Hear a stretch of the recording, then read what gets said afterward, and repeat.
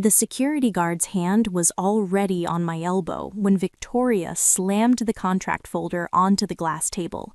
Her face had that particular shade of red that comes from equal parts rage and panic. "You leaked the Hartwell proposal," she said.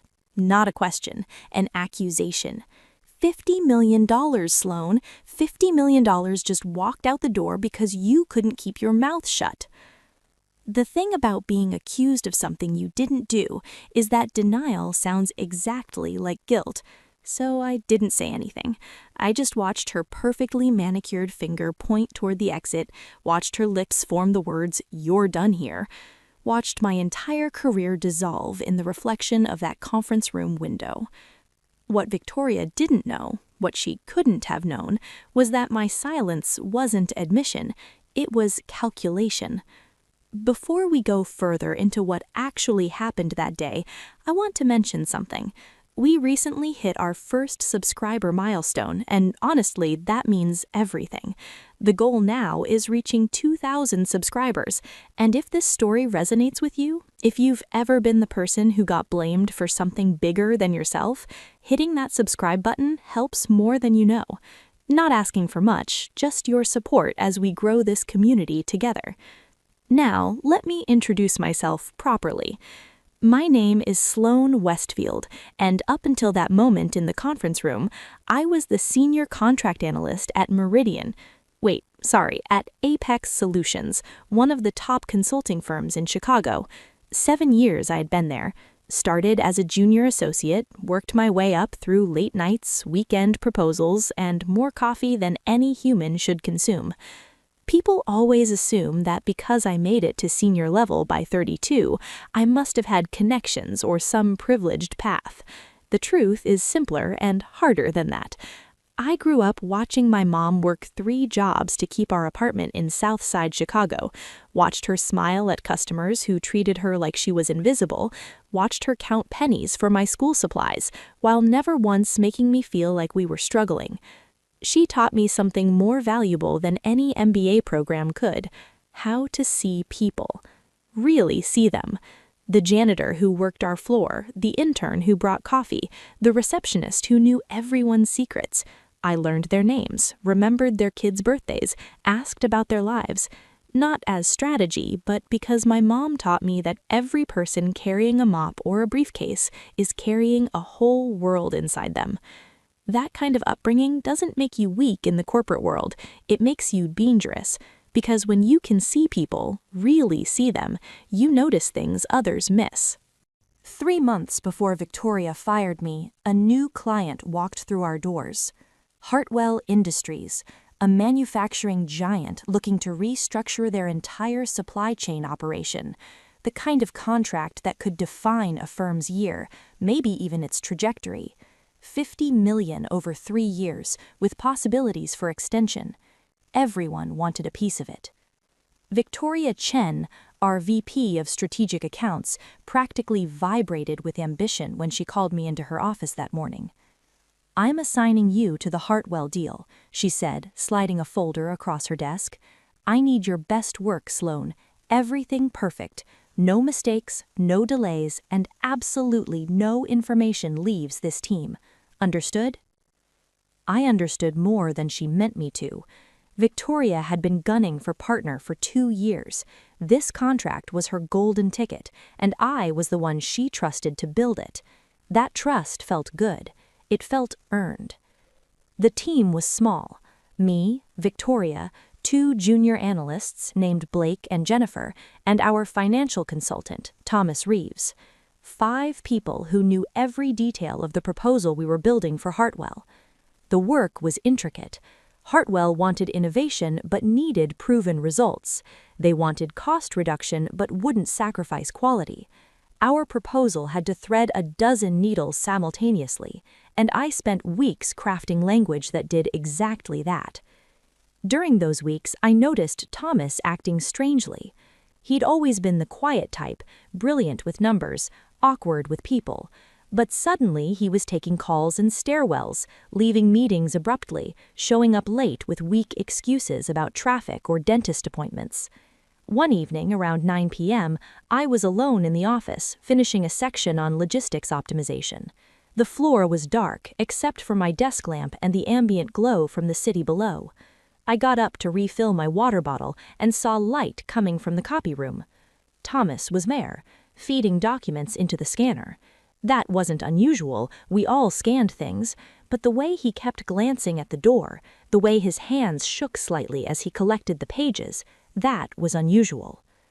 I didn't confront him, I just filed the observation away, the way my mom taught me to file away details about regular customers who suddenly seemed nervous or upset.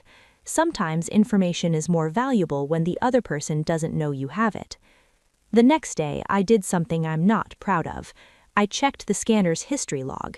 We had access to it for document tracking purposes, and technically I wasn't violating any policy. Technically. Thomas had scanned 47 pages the night before, at 9:17 p.m. The timestamp showed he'd sent them to an external email address. My stomach dropped. I knew what 47 pages meant. That was the exact length of our current Hartwell draft, including the pricing strategy and implementation timeline. I had a choice to make: go to Victoria immediately or dig deeper first. If I went to Victoria with just a scanner log and a suspicious email, Thomas could explain it away. Maybe it was his personal email for working from home. Maybe he had permission I didn't know about. I'd look paranoid at best, accusatory at worst. So I watched, and I waited. Over the next week, Thomas made 3 more late-night scanning sessions. Each time I documented it quietly. I also started paying attention to his calendar, his meeting patterns, the times he seemed most distracted. That's when I noticed the correlation. Every time Thomas had a dentist appointment or personal emergency, Hartwell's competitor, Titanium Group, had activity on their LinkedIn page. New employee announcements, strategy updates, small things that individually meant nothing but together formed a pattern. Titanium Group was also bidding for the Hartwell contract, and Thomas, I was becoming increasingly certain, was feeding them our proposal in real time. The question was why. Thomas made good money, had been with Apex Solutions for 5 years, never showed signs of discontent. People don't commit corporate espionage without a reason. I started researching, using my lunch breaks to dig into public records, social media, anything that might give me insight. That's when I found it. Thomas's sister, Emily Reeves, had been diagnosed with stage 4 lymphoma 8 months ago. The medical bills, even with insurance, were astronomical. Thomas had started a GoFundMe that barely made a dent in what was needed. His parents had remortgaged their house. And then, suddenly, 2 months ago, the GoFundMe was closed. Donations exceeded. Emily was getting experimental treatment at a private facility that cost $40,000 per month. Someone had given Thomas money, a lot of it, and corporate espionage pays very well when the contract is worth $50 million. I felt sick, not just because of the betrayal, but because I understood it. If someone I loved was dying, if someone offered me a way to save them, how strong would my principles really be? But understanding didn't change what I had to do. I just had to be smart about how I did it. I didn't go to Victoria. Not yet. Instead, I did something risky. I created a false draft of the Hartwell proposal, kept all the real formatting, all the professional language, but changed key details, inflated our pricing by 15%, altered our implementation timeline to suggest a longer rollout, shifted our innovation strategy to focus on areas where Titanium Group was actually stronger. Then I waited for Thomas to take the bait. It took 3 days. I left the office at 7 p.m. one Thursday, making a show of complaining about exhaustion, about needing a real night's sleep. I drove around the block twice, parked in the garage across the street, and watched our office windows from a coffee shop with a perfect view. At 8:45 p.m., the light in the copy room turned on. Thomas was working late, again. I'd left the false proposal on my desk, clearly labeled Hartwell Final Draft Confidential. If Thomas was as desperate as I thought he was, if Titanium Group was pressuring him for the finished version, he wouldn't be able to resist. The next morning, I checked the scanner logs, 53 pages, sent to the same external email at 9:02 p.m. He'd taken it. Thomas had just sent Titanium Group a proposal that would make them bid incorrectly, pricing themselves either too high or too low, positioning their strategy in all the wrong places. Now came the hard part. I had evidence of Thomas's espionage, but I also had a problem. If I revealed everything immediately, there was a chance the whole deal would implode anyway. Hartwell might lose faith in our security, might pull out entirely. I needed a way to protect the contract while exposing the leak, and I needed Victoria to never know how close we'd come to disaster, because if she knew, she'd panic, and panic makes people do stupid things. So I made another risky choice. I went to Hartwell directly.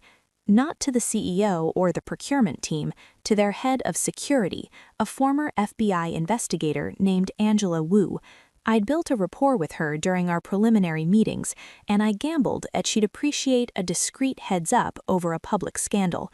I met her at a cafe in Lincoln Park, far from both our offices. "We have a situation," I said, sliding a folder across the table. Inside was everything. The scanner logs, the timeline correlations, the evidence of Thomas's sister's medical treatment and sudden financial windfall, and, most importantly, proof that Titanium Group had received our proposal. Angela's expression didn't change as she read, but her jaw tightened. "You're telling me your competitor has been receiving your drafts for 2 months?" "Had been," I corrected. Past tense. The last thing they received was designed to mislead them. Their bid is going to be wrong. Angela studied me for a long moment. "Why bring this to me instead of your VP?" "Because my VP is ambitious, and ambitious people make this about themselves. They see crisis as career damage. I needed someone who sees crisis as a problem to solve." I paused. "And because Hartwell deserves to know that despite the breach, you're still getting our best work, the real proposal, the one Thomas never touched." That last part was true. I'd been keeping the actual final draft on an encrypted drive, only working on it from home, never leaving it accessible in the office. Thomas had gotten early drafts, but nothing from the last 3 weeks, nothing that mattered. "What do you want from me?" Angela asked. "2 things. First, I want you to verify the breach yourself. Trace Titanium Group's bid development. See if it matches the false information Thomas sent them. Second, I want you to keep this quiet until after the contract is awarded. If this becomes public now, everyone loses." "Except you," Angela said. "You come out looking like the hero who saved the deal." "I come out looking like someone who did her job," I corrected. "The hero part is optional." Angela took the folder. "I look into it. If you're right, we'll handle this appropriately. If you're wrong, if this is some kind of sabotage against a colleague, you'll wish you'd never approached me." "Fair enough." 2 weeks later, Hartwell awarded Apex Solutions the $50 million contract. Our proposal had been exactly what they wanted. Titanium Group's bid, according to whispers I heard through industry connections, had been strangely off target, almost like they'd been working from outdated or incorrect information. Victoria was ecstatic. She took the team out for drinks, gave a speech about excellence and dedication, hinted strongly about her upcoming partnership announcement. She thanked me specifically, called me the backbone of the operation, said she couldn't have done it without me. Thomas looked sick the entire time. He barely touched his drink, left early claiming a headache. I should have felt triumphant. Instead, I felt tired and worried, because Angela Wu hadn't contacted me since our meeting, and that silence felt ominous. The answer came 3 days after the contract signing. Victoria called an emergency meeting, just the core team, me, Thomas, Blake, and Jennifer, all sitting around the conference room table looking confused. Victoria's face was pale. Hartwell's security team contacted me this morning. They've found evidence that confidential details about our proposal were accessed by Titanium Group during the bidding process. Everyone's eyes went to everyone else. The confusion was genuine. Blake and Jennifer had no idea what was happening. Thomas looked like he might throw up. I kept my expression neutral. Whatever Angela had discovered, she'd clearly decided to bring it to light. "They're investigating the source of the leak," Victoria continued. "They've assured me the contract isn't in jeopardy, but they need to understand how this happened. They'll be interviewing each of us individually." That's when I made a mistake. Not a big one, but enough. I glanced at Thomas for just a fraction of a second, and Victoria caught it. Her eyes narrowed.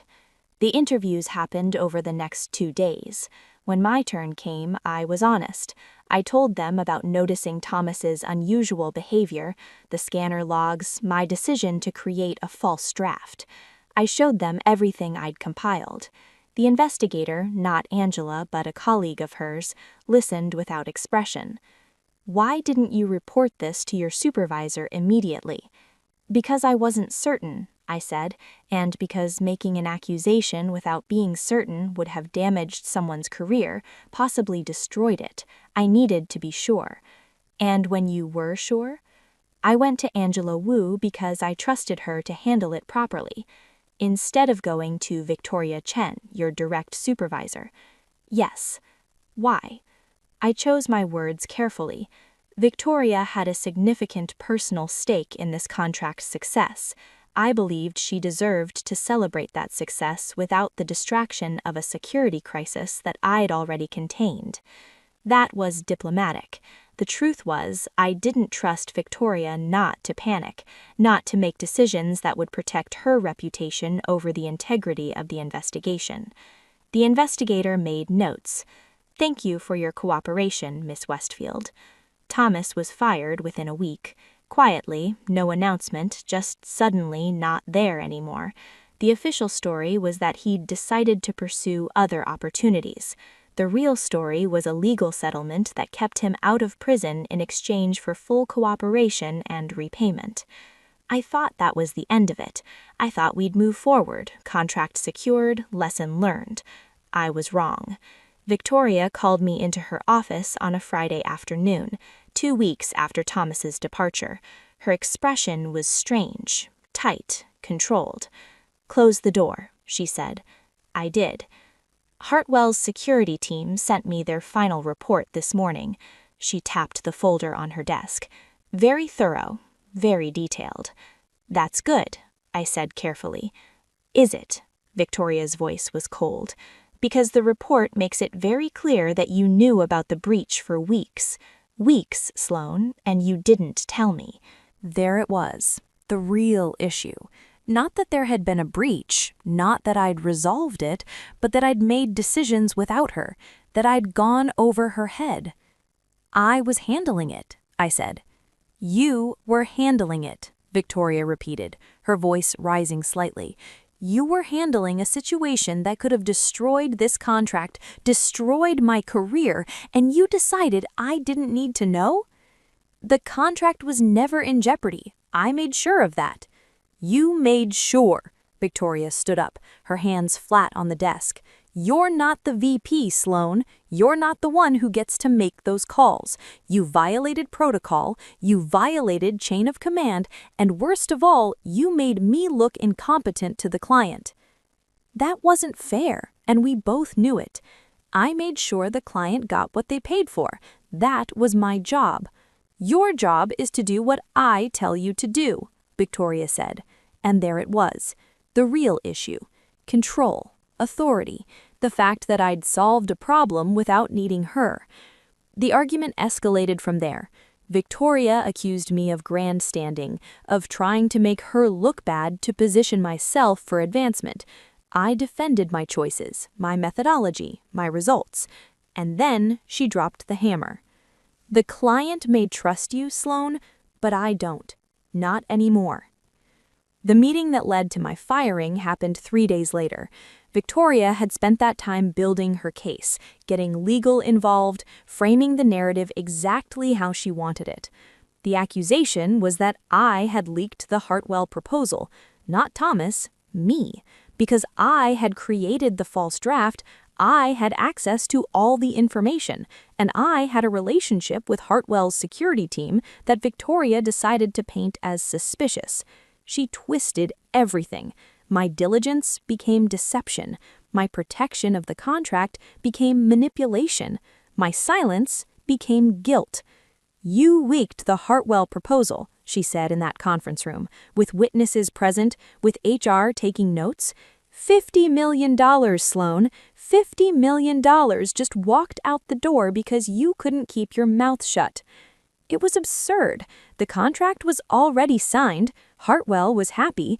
Thomas had been identified and removed. But Victoria needed someone to blame for the breach that had happened on her watch, and she needed that someone to not be her. I could have fought it. Could have called Angela Wu, could have brought in the investigation report, could have made a scene. Instead, I let the security guard escort me out, let Victoria believe she'd won, let the company think I'd been responsible. Because what Victoria didn't know, what she couldn't have known, was that I'd recorded our entire argument in her office 3 days earlier. Illinois is a two-party consent state for recordings, but corporate policy allowed recording of any meeting where someone felt they might be subject to disciplinary action. I'd sent myself an email before entering her office documenting my concern. Legal protection. More importantly, Angela Wu had already offered me a position with Hartwell Industries, head of internal security compliance. Significant pay increase, better title, and a direct line to people who valued integrity over ego. But I didn't take that job. Not right away. First, I went to the Illinois Department of Labor and filed a wrongful termination claim. Attached the recording, the investigation report, documentation of Thomas's firing, and a detailed timeline of everything Victoria had done. Then I went to Apex Solutions' board of directors, not with threats, not with demands, but with a simple question. Did you know your VP of Strategic Accounts fired the person who saved your biggest contract in order to cover up her own security failures? The board didn't know. They were very interested to find out. Victoria was asked to resign within a month. The official story was pursuing new opportunities. The real story was a choice between quiet resignation and very public termination. I could have felt vindicated, should have, probably. Instead, I just felt sad. Victoria was brilliant at her job, genuinely talented, but she'd been so focused on climbing the ladder that she forgot the people holding it steady. My mom always said that how you treat people when you don't need them shows who you really are. Victoria treated me like a threat instead of an asset, and that choice cost her everything she'd worked for. I did eventually take the job with Hartwell Industries after the dust settled. Angela Wu became not just a colleague, but a mentor, teaching me the security side of corporate operations with the same intensity she'd once investigated federal cases. The department I built there became a model for the industry, not because we were harsh or punitive, but because we understood something fundamental. Security isn't about locks and surveillance. It's about creating an environment where people don't want to betray the company, where they're valued enough, paid enough, supported enough, that selling secrets becomes unthinkable. Thomas's story stayed with me. A talented analyst driven to betrayal by impossible circumstances. The system failed him long before he failed the company. His sister survived, by the way. The experimental treatment worked. I know because I checked, because I needed to know that some good came from all of it. I've thought a lot about that period of my life, about the choices I made and whether they were right. Going around Victoria was risky. Creating the false proposal could have backfired. Meeting with Angela without authorization violated about a dozen unwritten rules. But those unwritten rules are often designed to protect power structures, not people. And sometimes doing the right thing means breaking rules that shouldn't exist in the first place. 5 years later, I'm now VP of Corporate Integrity at Hartwell Industries. We've expanded from manufacturing into tech integration, renewable energy systems, and sustainable supply chain development. The company has tripled in size, and every new contract, every new partnership crosses my desk for security review. I still remember everyone's name, still ask about their kids, their lives, their concerns, because my mom was right. Every person is carrying a whole world inside them, and the moment you forget that is the moment you become the person who deserves to be fired. I heard Victoria landed at a smaller firm in Boston, doing well apparently. I hope that's true. I don't hate her. I understand her. She was a product of a system that rewards ruthlessness and punishes vulnerability. Maybe she's learned, maybe she hasn't.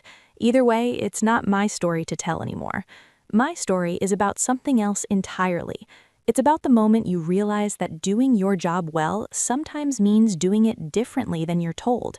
It's about understanding that loyalty to a person isn't the same as loyalty to what's right. And it's about knowing when to speak up and when to stay silent, and having the wisdom to tell the difference. The younger analysts who work for me now sometimes ask for advice. They want to know how to navigate office politics, how to handle difficult bosses, how to advance their careers without compromising their values.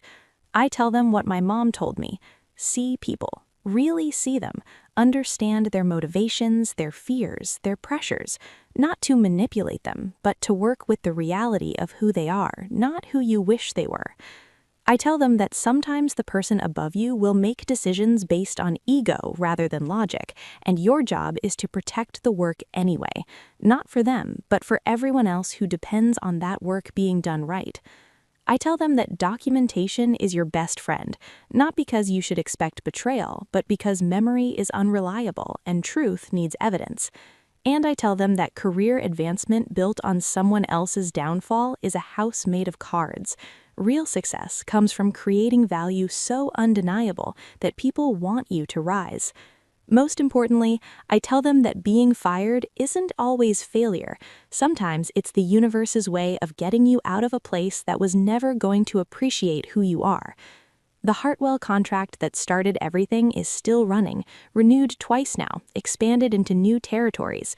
Every quarter when I review the numbers, now over $200 million in total value, I think about that conference room, Victoria's red face, her accusation, the security guard's hand on my elbow.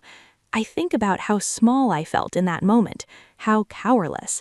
And then I think about how that moment was actually the beginning, not the end. Getting fired was the best thing that ever happened to me, not because it was pleasant or fair or justified, but because it forced me to bet on myself in a way I never had before. It made me realize that the people who should value you will, and the ones who don't will always find a reason to diminish you. You can't control that. You can only control your response. My response was to build something better, a department, a philosophy, a way of working that prioritizes people alongside profits. It's not revolutionary, it's just basic human decency applied to corporate structure. But in a world that often forgets basic decency, that's revolutionary enough. If you've made it this far, if this story connected with you in some way, I meant what I said at the beginning. We're building something here, a community of people who understand that work stories aren't just about work. They're about dignity, justice, and finding your way through systems that weren't designed with you in mind. Subscribing helps us reach more people with these stories, helps us grow toward that 2,000 subscriber goal and beyond. The choice is yours, but I hope you'll join us.